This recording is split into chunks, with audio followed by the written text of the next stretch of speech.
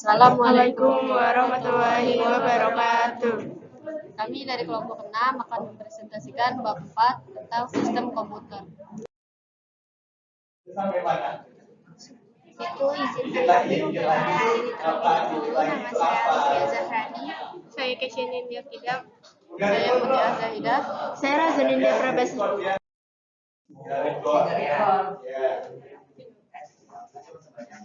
Komputer dan komponen penyusunannya. Secara umum, komputer adalah peralatan elektronik yang menerima masukan data, mengolah data, dan memberi hasil keluaran dalam bentuk informasi berupa gambar, teks, suara, dan video.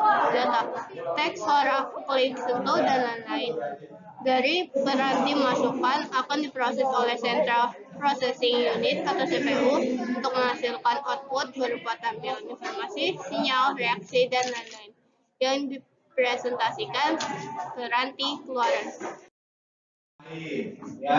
Selanjutnya ada komputer. 1. Perangkat keras atau hardware. Komponen fisik pada komputer yang dapat disentuh, dilihat, atau dipindahkan. Contoh perangkat keras ialah mouse, hard disk, prosesor, RAM, printer, scanner, dan lain-lain. 2. Perangkat lunak atau software. Tidak terlihat secara fisik tetapi berfungsi dan dapat dioperasikan oleh pengguna. Perangkat lunak adalah kode-kode program yang dibuat menggunakan bahasa pemrograman. Kode-kode tersebut merupakan kumpulan perintah atau instruksi untuk menjalankan tugas tertentu atau untuk mengendalikan kerja perangkat keras. Contoh perangkat lunak ialah sistem operasi, aplikasi, dan lain-lain. 3. Pengguna. Orang yang menggunakan atau mengoperasikan komputer.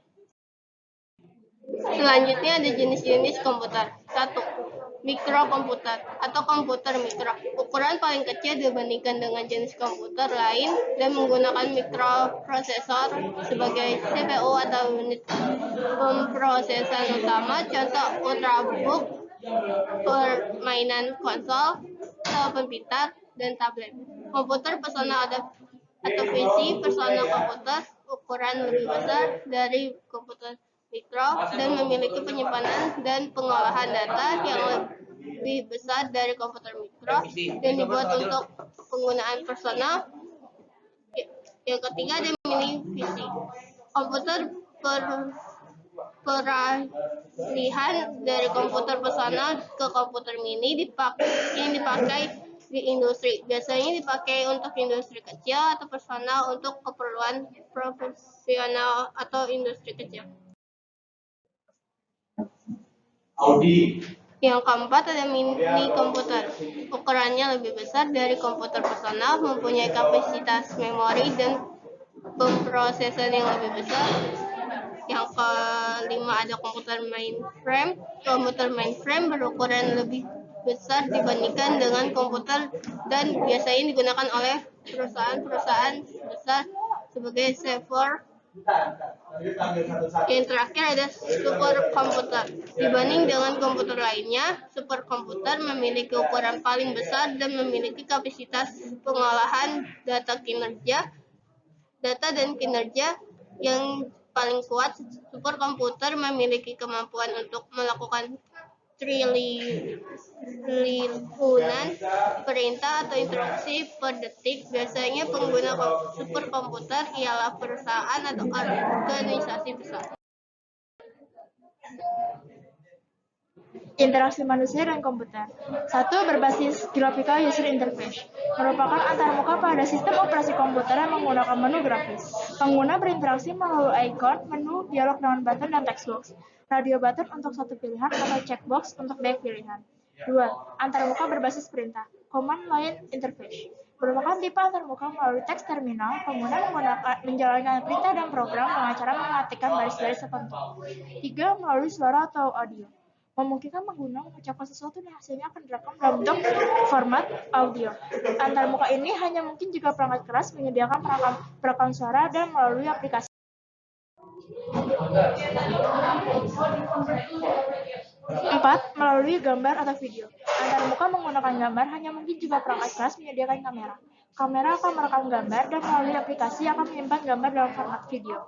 5. Melalui berbagai piranti masukan lainnya. Selain melalui perangkat lunak, pengguna dapat berinteraksi langsung ke komputer melalui piranti masukan, seperti yang dijelaskan sebelumnya.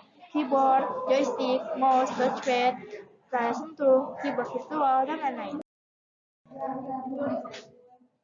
Kolaborasi dalam sistem komputer. Sistem operasi pun berkolaborasi dengan aplikasi untuk berinteraksi dengan pengguna. Kolaborasi itu menghasilkan sebuah sistem komputer yang akan bermanfaat bagi pengguna. Komputer tunggal seperti seorang manusia yang di dalam tubuhnya beroperasi sistem yang berfungsi sesuai peran dari setiap organ tubuh.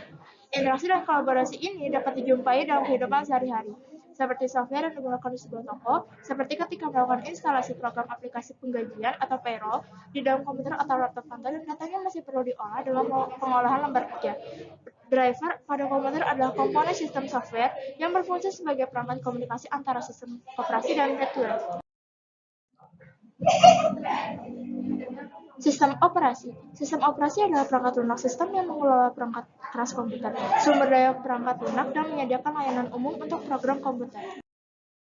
Fungsi sistem operasi menyediakan antarmuka ke pengguna untuk berinteraksi dengan komputer, mengendalikan input dan output, mengolah perangkat keras dan peripheral, mengolah pemuatan perangkat lunak dan menjalankan perangkat lunak, mengolah file, copy, save, sort, delete, menangani interupsi dan kesalahan atau error, mengolah prosesor, mengelola memori, mengelola keamanan, dan menangani komunikasi dengan jaringan.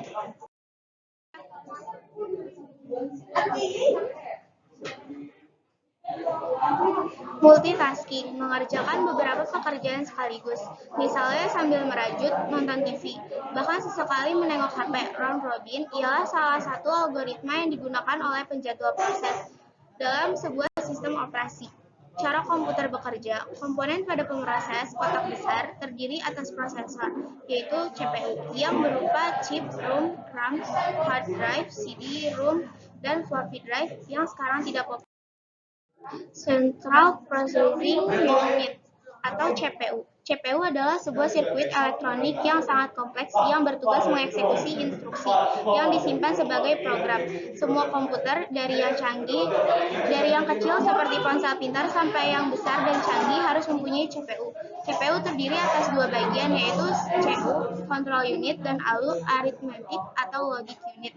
Komputer mempunyai dua jenis penyimpanan, yang pertama primer dan yang kedua sekunder. CPU berinteraksi dengan tempat penyimpanan primer dan memori utama, main memory, mengacu ke data dan instruksi yang disimpan di dalamnya. Bagaimana CPU menjalankan instruksi program? Setelah data dan instruksi yang diperlukan berada dalam memori, unit pemrosesan pusat melakukan 4 langkah. 1. Unit kontrol mengambil atau mendapat instruksi dari memori.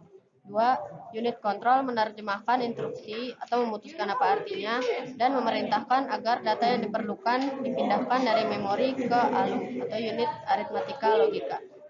3. Unit aritmatika logika menjalankan instruksi aritmatika atau logika.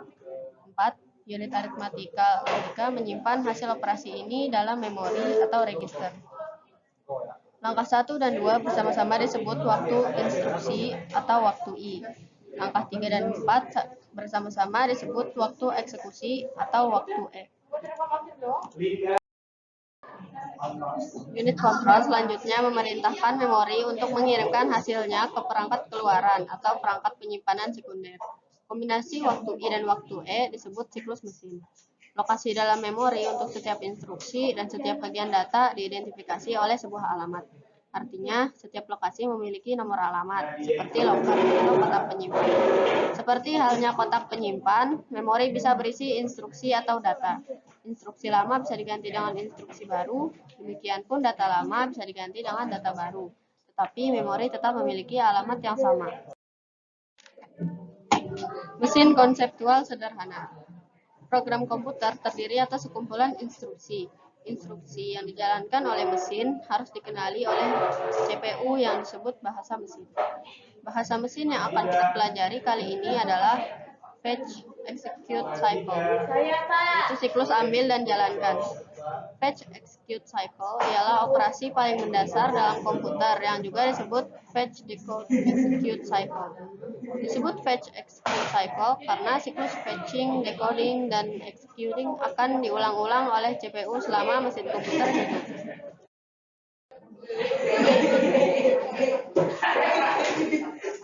Fetch, decode, execute cycle. Siklus ini melewati 3 tahap utama, yaitu fetch, decode, dan execute. Fetch adalah mengambil instruksi program dari memori utama. Decode adalah menerjemahkan instruksi tersebut untuk mencari tahu apa yang harus dilakukan. Dan execute adalah menjalankan instruksi. Sekian dari kelompok kami, kurang lebihnya mohon maaf. Wassalamualaikum warahmatullahi wabarakatuh.